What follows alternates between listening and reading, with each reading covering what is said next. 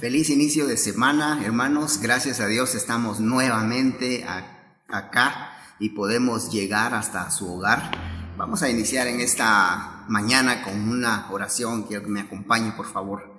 Padre, muchas gracias una vez más porque nos permites estar aprendiendo de tu palabra. Y queremos, Padre bendito, que tú, por favor, nos ayudes a ponerla en práctica. Gracias, Señor, por el privilegio que tenemos a través de estos medios de poder continuar con el estudio de tu palabra. Muchas gracias también porque tu fidelidad, tu bondad, tu misericordia, tu provisión se ha mostrado en todo este tiempo en el que estamos viviendo.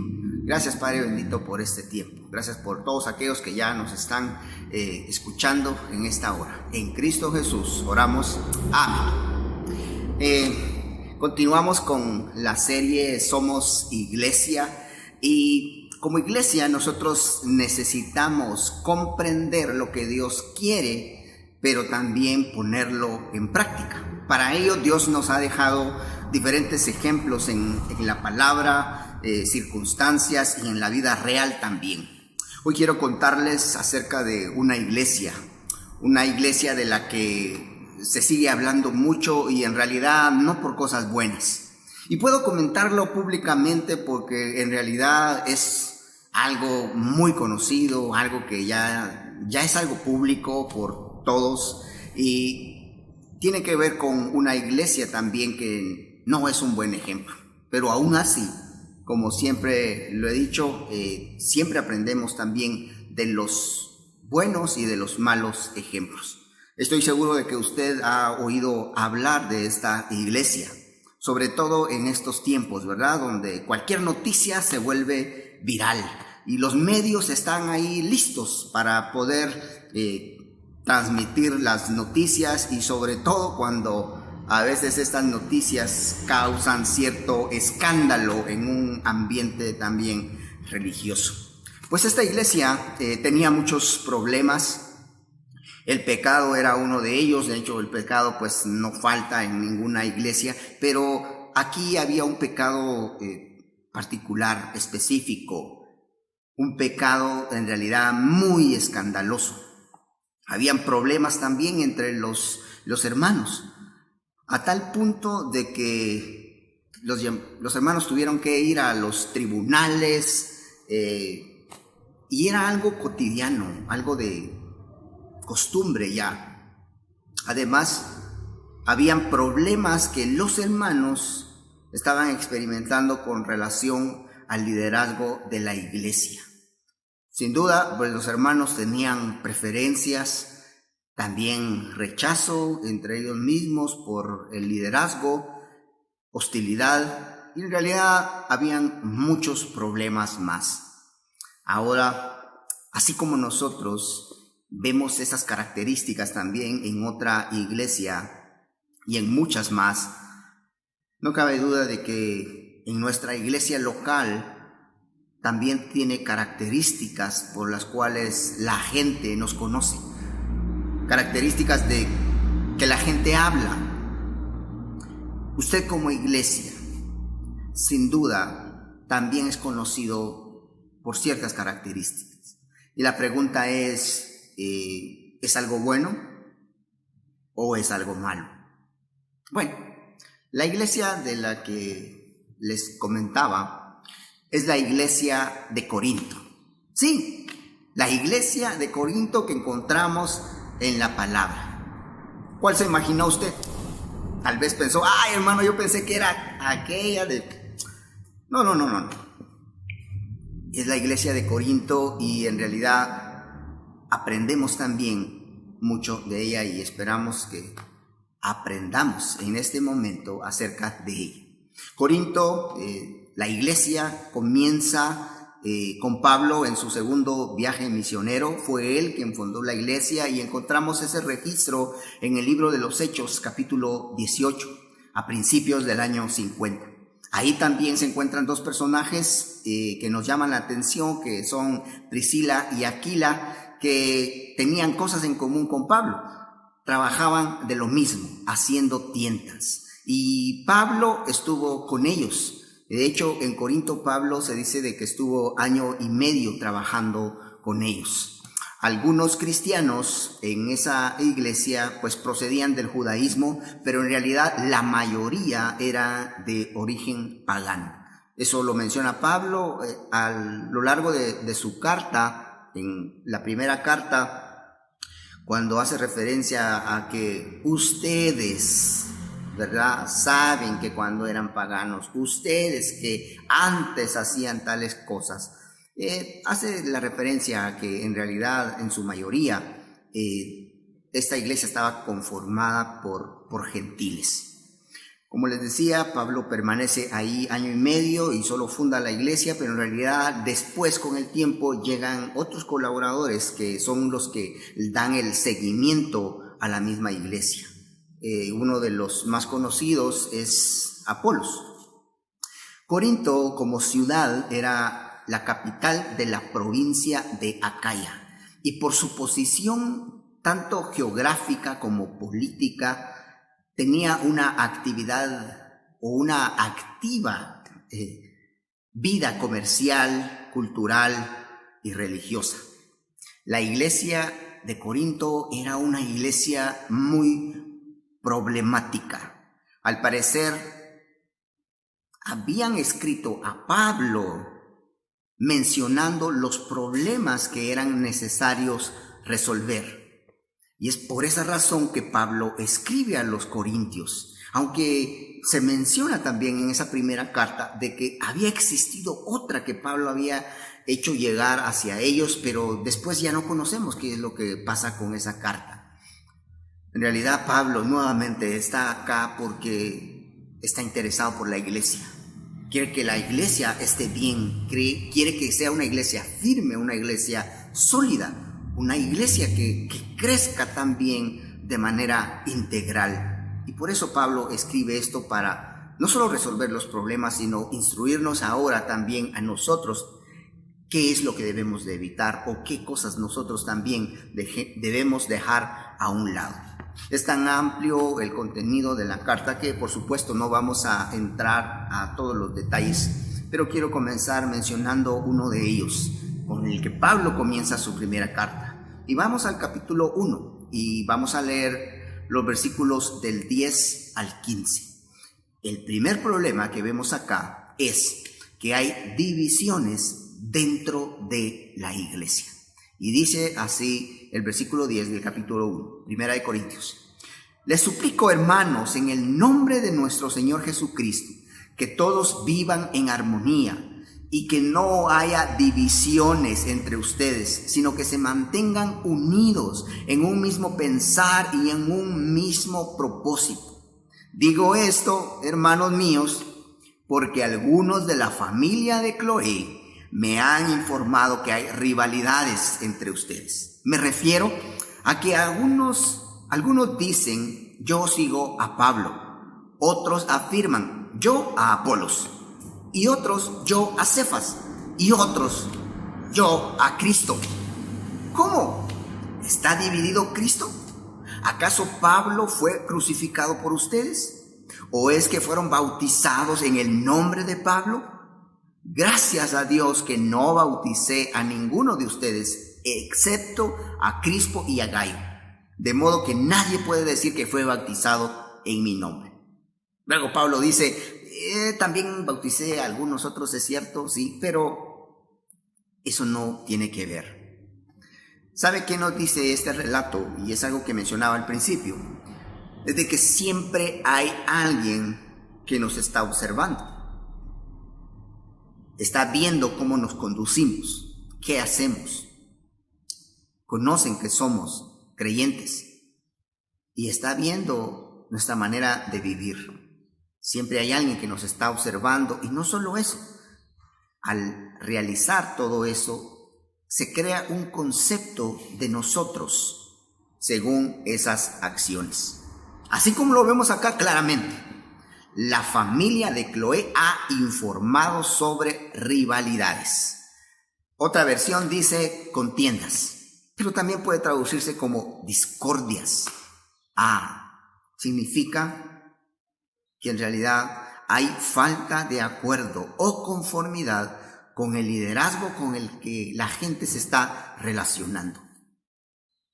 Ante esto, Pablo les suplica en el nombre de Jesús que vivan en armonía, que no existan divisiones.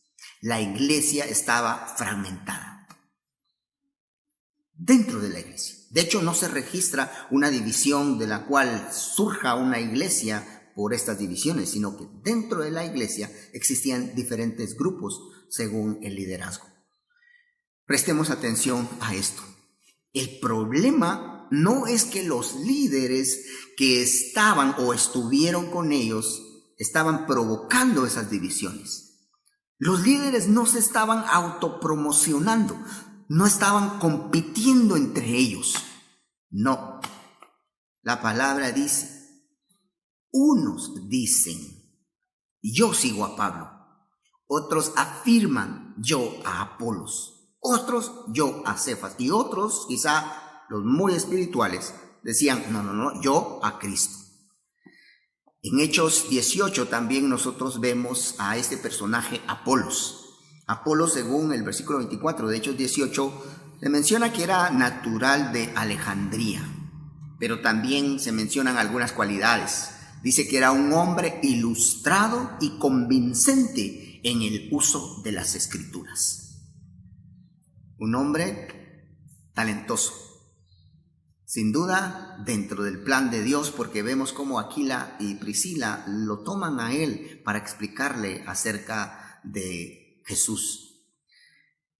Pablo era un personaje en realidad muy intelectual, con mucho conocimiento en toda la ley judía.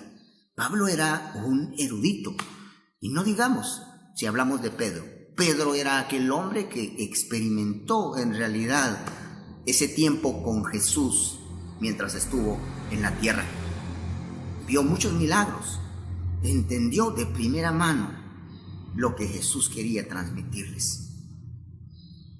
Estos eran los hombres de los que se hablaba, ese era el liderazgo.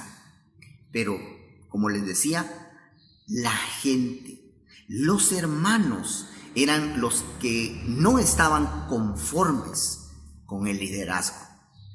¿Por qué? ¿Cuáles eran las razones? Sin duda, muchas razones, pero a la vez, todas esas razones superficiales quizá, insignificantes. No se mencionan en la escritura, pero podríamos imaginarnos, suponer las razones y tal vez acertar. Otro dato curioso sobre Corinto es de que en realidad ellos se consideraban personas cultas, creían tener más conocimiento que otras culturas y se jactaban de eso. El punto es que tenían preferencias quizá con el liderazgo. Eran selectivos en relación al liderazgo. Quizá algún grupo prefería a uno por su elocuencia, otros quizá preferían a otro por su carisma, su manera de trabajar, de relacionarse con la gente, y otros quizás se enfocaban en esa profundidad teológica que transmitían los líderes. Cualquiera que sea la razón, Pablo les va a hablar y les va a dar una solución al problema. Para Pablo, este problema en realidad tiene que ver con que la gente ha perdido la importancia del mensaje. Los hermanos se han enfocado en aquellos que han transmitido el mensaje. Pablo va a hablarles acerca del verdadero conocimiento que radica en Dios mismo. En realidad hay un enfoque, hay algo en lo que nosotros debemos de enfocar nuestra visión, nuestra vida. Y esto lo va a mencionar Pablo en el versículo 20 al 23, ahí en el primer capítulo. Pablo, sin duda, con un tono irónico y tal vez, no sé, un poco alterado, diría yo, usa estas preguntas retóricas y dice de la siguiente manera, versículo 20. ¿Dónde está el sabio? ¿Dónde el erudito? ¿Dónde el filósofo de esta época? ¿No ha convertido Dios en locura la sabiduría de este mundo? Ya que Dios en su sabio designio dispuso que el mundo no lo conociera mediante sabiduría humana. Tuvo a bien salvar mediante la locura de la predicación a los que creen. Los judíos piden señales milagrosas y los gentiles buscan sabiduría, mientras que nosotros predicamos a Cristo crucificado. También escogió Dios lo más bajo y despreciado y lo que no es nada para anular lo que es, a fin de que en su presencia nadie pueda jactarse. Pero gracias a Él, ustedes están unidos a Cristo Jesús, a quien Dios ha hecho nuestra sabiduría, es decir, nuestra justificación, santificación y redención. Pablo está diciendo acá, lo importante es la obra que Dios ha hecho a través de Jesucristo por cada uno de ustedes. El mensaje que se les está transmitiendo es lo fundamental. Jesús es lo más importante y en eso debe estar enfocada nuestra atención. Todos los que compartimos el mensaje simplemente somos enviados. Y todos los demás tenemos también esa responsabilidad de profundizar en ese mensaje, de profundizar en la palabra de Dios. Pablo, cuando se acerca y lo menciona ahí en los siguientes capítulos, Pablo dice, miren, cuando yo llegué con ustedes, no lo hice con esa sabiduría humana. Él bien pudo haberlo hecho. ¿Por qué? Porque Pablo era un erudito, intelectual, conocedor. Pero Pablo no llega de esa manera. Pablo llega a través de la sabiduría que Dios le ha dado. Incluso él menciona, yo cuando llegué con ustedes lo hice con miedo, con temblor. Pero eso no es lo importante. Hoy en día, tal vez podemos caer en lo mismo. Dejar a un lado el mensaje y enfocarnos en el mensajero, en el que lleva el mensaje, en la persona y no en el Señor. Un comentarista acerca de esto, Craig Blomberg, dice: el fenómeno de las celebridades cristianas plantea también grandes peligros, creando grupos de fans que escuchan atentamente todas las palabras de predicadores o cantantes de la radio y televisión sin analizar sus mensajes según las Escrituras. Y como dice él, plantea grandes peligros todo esto. ¿Por qué? Perdemos el enfoque. Recordemos, Jesús siempre debe de ser el enfoque a seguir, no una persona.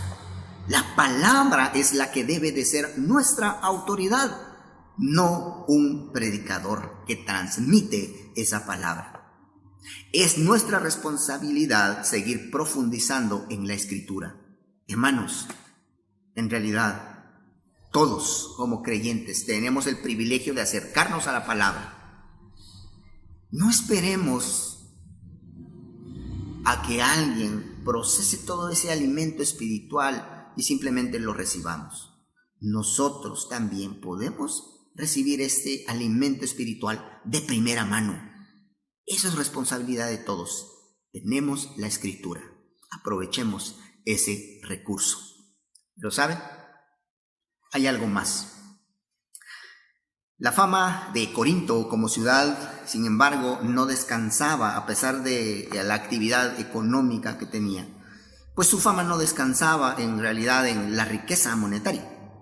Tampoco se conocía como un gran centro de cultura. Más bien, la ciudad de Corinto siempre era conocida por su más grande inmoralidad. Vicios de toda clase imperaban en el seno de la ciudad.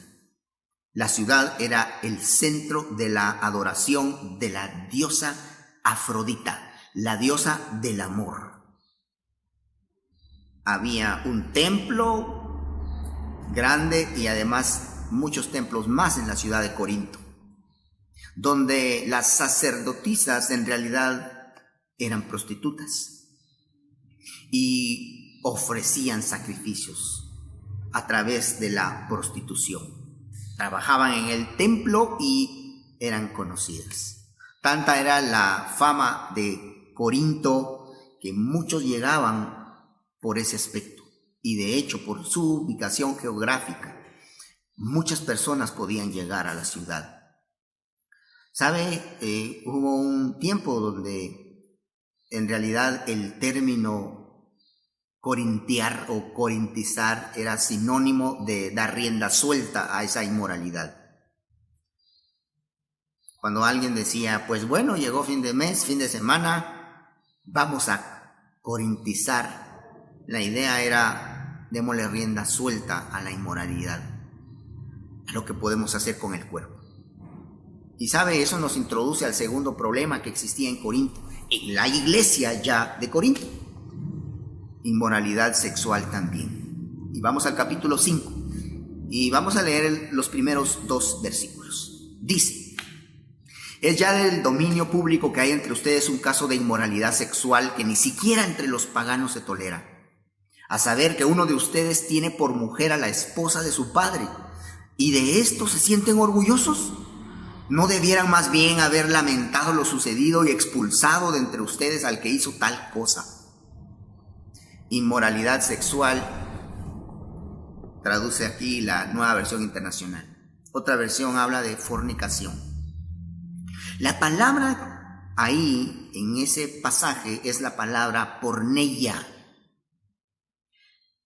que se traduce también como fornicación, prostitución, unión carnal ilegítima, incesto, y en un amplio término más general es inmoralidad sexual. ¿Por qué? Porque abarca todo tipo de inmoralidad sexual. Cuando me refiero a todo tipo, me refiero a esa inmoralidad sexual que hoy está presente y que en aquel tiempo no existía. Le hablo acerca de esa inmoralidad sexual que ha surgido a través de la tecnología, del internet, de las redes sociales. Sí, no necesitamos ahora en realidad tener contacto físico con otra persona. Y algunos han dicho, no, pues como lo estoy haciendo a través de las redes, ahí no hay problema. En realidad no tiene que ver con eso. Yo puedo ser un inmoral sexualmente solo con mi computadora, con mi dispositivo, porque voy a trasladarme, voy a llevar mi mente a cosas que no son agradables delante de Dios.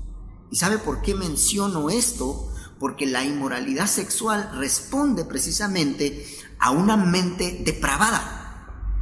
En Romanos capítulo 1, cuando se habla de esas personas que no quisieron conocer a Dios ni adorarle, sino que adoraron a la creación, Dios los entregó a una mente corrupta. Y dice el versículo 28 de Romanos 1.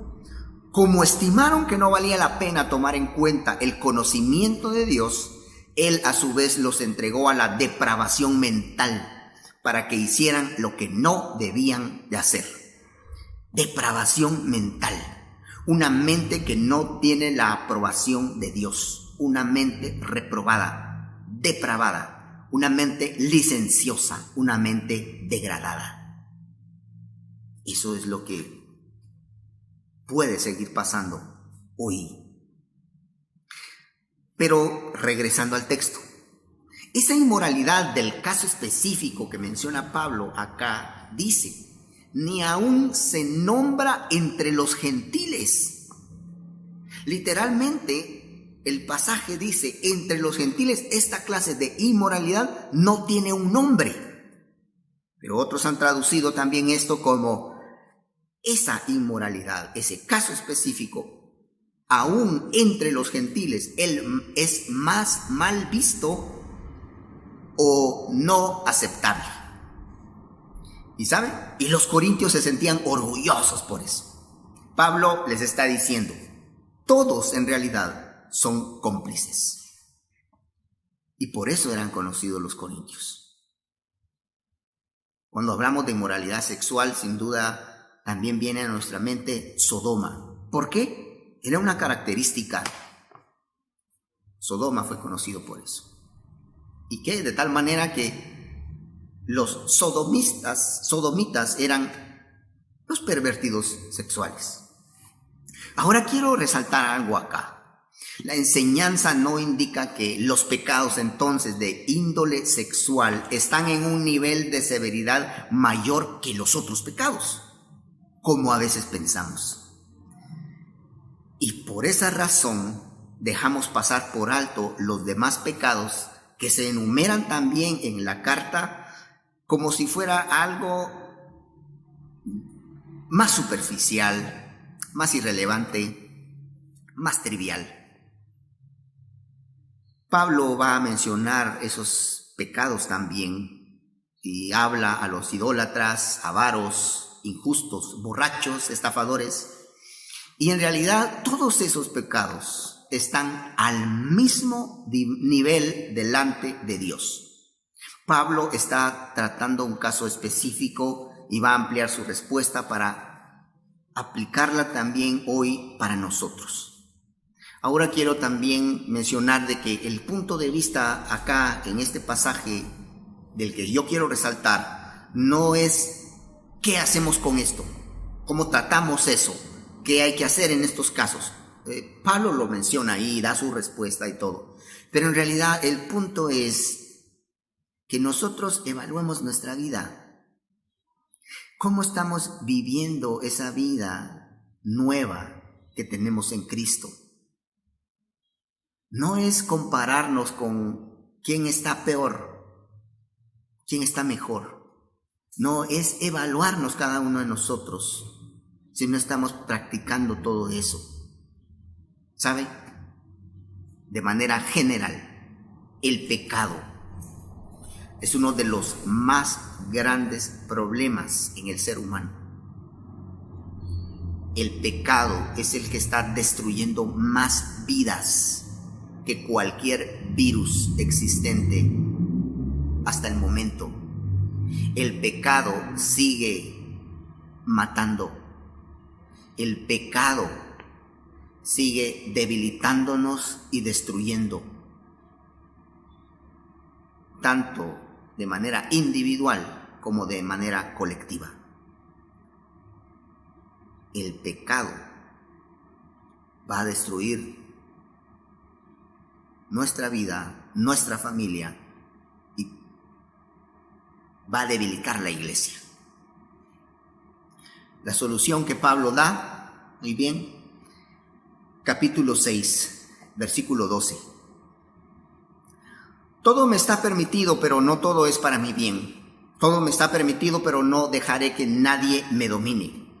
Pablo nos muestra las razones por las que debemos de tomar una decisión.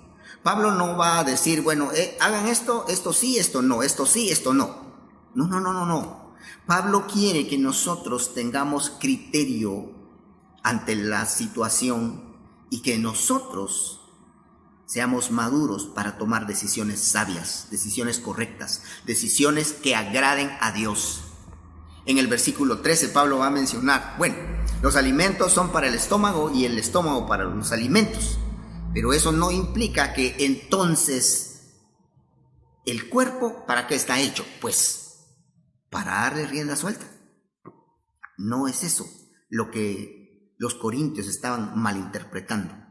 ¿Por qué? Porque el cuerpo en realidad, nuestro cuerpo es para el Señor, dice Pablo en ese versículo. Pero en el versículo 15 también, a manera de pregunta, Pablo dice, ¿no saben que su cuerpo es miembro de Cristo mismo? Otra razón, nuestro cuerpo es miembro del cuerpo de Cristo. Versículo 19, ¿ignoran ustedes que su cuerpo es templo del Espíritu Santo? Tercera razón, El pueblo no lo ignoraba. Y saben, nosotros sabemos lo mismo. La tercera razón es porque nuestro cuerpo es templo del Espíritu Santo. Y el versículo 20 nos va a decir que fuimos comprados con un precio.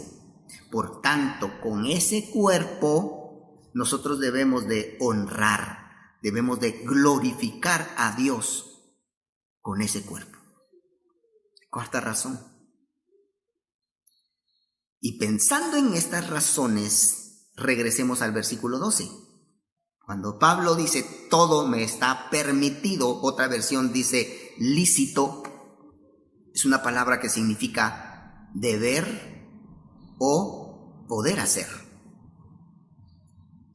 Podríamos traducir ese pasaje como, todas las cosas están en mi poder para hacer, pero yo no permitiré que nada me domine, que nada me subyugue. ¿Sabe, hermano?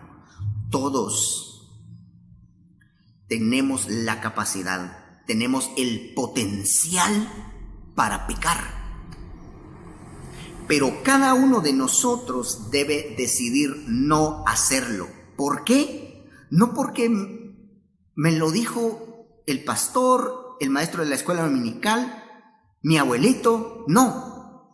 Porque yo lo veo en la palabra a través de la obra que Cristo ha hecho en mi vida. Y creo esa palabra. Por eso mi respuesta siempre tiene que tener la base de la palabra de Dios ante cualquier situación. Y aquí Pablo nos da esas razones. Por todo lo antes mencionado, yo tengo que tomar criterio y tengo que tomar una decisión en relación al pecado. Eso es lo que Pablo ha estado enseñando también en Romanos capítulo 6. Ya el pecado ya no se va a enseñorear de nosotros, ya no tiene dominio sobre nosotros. Al contrario, nosotros dominamos el pecado. Dice Romanos 6, 12 y 13. Por lo tanto, no permitan ustedes que el pecado reine en su cuerpo mortal, ni obedezcan a sus malos deseos. No ofrezcan los miembros de su cuerpo al pecado como instrumentos de justicia. Al contrario, ofrézcanse más bien a Dios como quienes han vuelto de la muerte a la vida, presentando los miembros de su cuerpo como instrumentos de justicia. Quiero ilustrar esto de la siguiente manera. ¿Sabe qué es esto? Un cuchillo. Es un instrumento útil en la cocina. Con ese cuchillo yo puedo colaborar con mi esposa para preparar un delicioso almuerzo más tarde. Y puedo ayudar a picar tomate, cebolla, qué sé yo, la carne. Y puedo hacerlo muy bien, puedo usarlo muy bien. Y esa ayuda, lo que yo voy a hacer con esto, va a hacer feliz a mi esposa porque la estoy ayudando y va a honrar a Dios, va a glorificar a Dios. Algo tan sencillo. Pero con este mismo cuchillo yo puedo salir en la noche, amenazar a alguien, asaltar a alguien o incluso matar a alguien. El mismo instrumento. Un instrumento que yo domino. Pero ¿cuál es el punto? Yo decido qué hacer con esto. ¿Lo uso para bien o lo uso para mal? Y esa es la idea acá. Yo voy a decidir cómo voy a usar mi cuerpo, porque entiendo las razones que la Escritura me da. ¿Y saben? Yo creo que definitivamente vamos a agradar a Dios. Debemos agradar a Dios con nuestro cuerpo. Estos problemas y pecados que vemos acá son iniciados por nosotros. Cuando caemos en estos errores y pecados, creamos un concepto en la iglesia de manera colectiva. De manera individual, recuerde, somos la iglesia, de manera individual también estamos siendo afectados. Si usted tiene preferencias en el liderazgo, usted tiende a seguir a una persona por ciertas cualidades, y se ha desenfocado de la palabra de Dios y hasta pelea por eso con otros, no está de acuerdo con otros, usted está creando un concepto, está siendo conocido por eso. Y no digamos el pecado. Si practicamos el pecado, también la gente se va a dar cuenta. Pero ¿saben? Podemos tomar la decisión correcta. Podemos hacer lo que a Dios le agrada. Estamos en este cuerpo, la iglesia, para edificarla. Y con las acciones individuales, nosotros logramos hacerlo. Cada uno de nosotros, si ha caído en esto, puede detenerlo. Pero es importante considerar el sometimiento a la palabra de Dios. Otra vez, no es lo que yo vaya a decir, es lo que la palabra nos está enseñando. Y mire, también en la primera carta a los Corintios, Pablo menciona al pueblo de Israel. Un mal ejemplo en muchas cosas, pero de ese ejemplo la iglesia también tenía que aprender. Y lo mismo estamos haciendo nosotros, aprendiendo de algo malo que la iglesia de Corinto estaba pasando. ¿Sabe? Cada uno de nosotros en relación al pecado tiene ese poder de decisión. No porque tenga una tentación enfrente, definitivamente voy a pecar. No. Pablo dice en la primera carta a Timoteo 1:7, Dios nos ha dado un espíritu de amor, de poder y de dominio propio. Yo tengo esa capacidad para decidir no hacer con mi cuerpo lo que desagrada al Señor. Y como les decía, ¿cómo logramos eso? Cuando nos sometemos a la palabra. Cuando estamos dispuestos a obedecer y aplicar la palabra a nuestra vida. Esto tiene un mensaje para todos.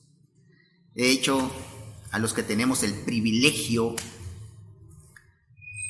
y la responsabilidad al mismo tiempo de compartir la palabra de Dios, también se nos exige algo. Pablo también lo menciona. 1 Corintios 4:2 dice, ahora bien, a los que reciben un encargo se les exige que demuestren ser dignos de confianza. Eso es para los que tenemos el privilegio también de exponer la palabra. Pero en realidad todos en algún momento enseñamos la palabra. Con un amigo, con nuestros hijos, tenemos ese privilegio y la responsabilidad. ¿Cómo lo estamos haciendo? Hermanos, somos la iglesia y con nuestras acciones nosotros podemos edificarla o podemos debilitarla. Pero Dios espera que seamos una iglesia firme, sólida, fuerte, en medio de cualquier situación. Y haciendo esto, no teniendo preferencias, no discriminando y dejando a un lado el pecado, nosotros vamos a fortalecernos individualmente y como iglesia. Que Dios nos ayude a seguir haciendo lo que Él quiere. Padre, gracias una vez más por tu palabra, gracias porque nos enseña, es directa, pero también nos desafía, nos deja un reto, Señor, para toda la vida y cada día, Señor. Queremos pedirte que tú nos ayudes. Este tema del pecado en estos tiempos donde quizá tal vez pasamos más con la computadora y tenemos tiempos de soledad y quizá llegue una tentación ahí. Señor, sabemos cómo reaccionar por lo que tu palabra nos dice, por lo que tú has hecho en nosotros. Ayúdanos, Señor, a cada uno. Gracias, Señor, por todo. Gracias por la vida de mis hermanos. Gracias porque aún así, aunque no estemos físicamente reunidos, sé que nos fortaleces, nos fortalecemos a través de tu palabra y podemos seguir creciendo integralmente como iglesia. Muchas gracias, Señor, por este tiempo. En Cristo Jesús oramos. Amén.